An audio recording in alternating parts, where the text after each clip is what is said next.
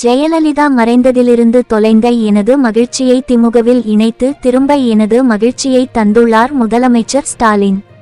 திமுக பிரச்சார கூட்டத்தில் முன்னாள் முதலமைச்சர் ஓ பன்னீர்செல்வம் பேச்சு.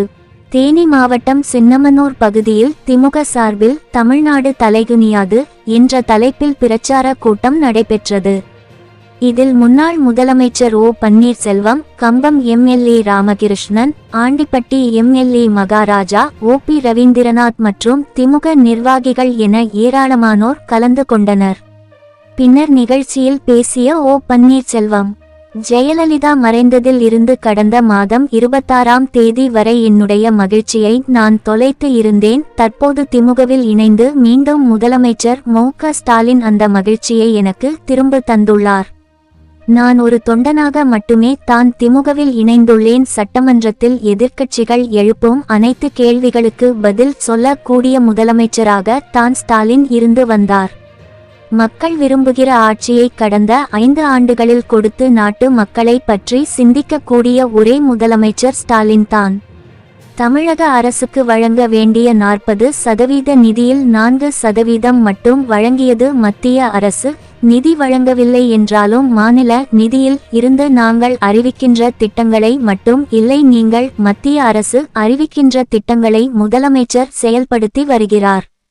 முதலமைச்சராவதற்கு எந்த அளவு நன்றி கெட்ட தனமாக நடந்து கொண்டவர் எடப்பாடி பழனிசாமி என்பது நாடறிந்து, எனக்கு கொடுத்து பதவியை நன்றியுடன் மீண்டும் ஜெயலலிதாவிற்கு கொடுத்து விட்டு வந்தவன் நான் என தெரிவித்தார். மேலும் பேசிய அவர் 9 கோல்களில் முதன்மையான கோல் உதயசூரியன் தான். அந்த வெற்றி சின்னம் நமக்கு கிடைத்து இருக்கிறது, அதனை வெற்றி பெற வைக்க வேண்டும் என திமுக நிர்வாகிகள் மத்தியில் பேசினார். தேனி மாவட்ட செய்தியாளர் ராகவேந்திரா ராஜா அறிக்கை. மீண்டும் சமகாலத்தில் பணியாற்றுமே அண்ணன் அவர்கள், செல்வேந்திரன் அவர்கள் ஒளிபரப்பு செயலாளராக இருக்கும்பொழுது, இளைஞரணி செயலாளர் இருக்கும்போது தான் நான் நகர இளைஞரணி செயலாளராக பெரியவர் நகரத்தில் இருந்தேன். சமகாலத்தில் நாங்கள் எல்லாம் அரசியலில் அவருக்கு கீழ் பணியாற்றுகின்ற ஒரு நல்ல வாய்ப்பு கிடைத்தது என்பதையும் நான் கேட்டோம். தேதி கேட்டோம், நேரம் கேட்டோம், டெல்லி சென்றோம். அங்கேயே எங்களுடைய வருகையை தெரிவித்தோம்.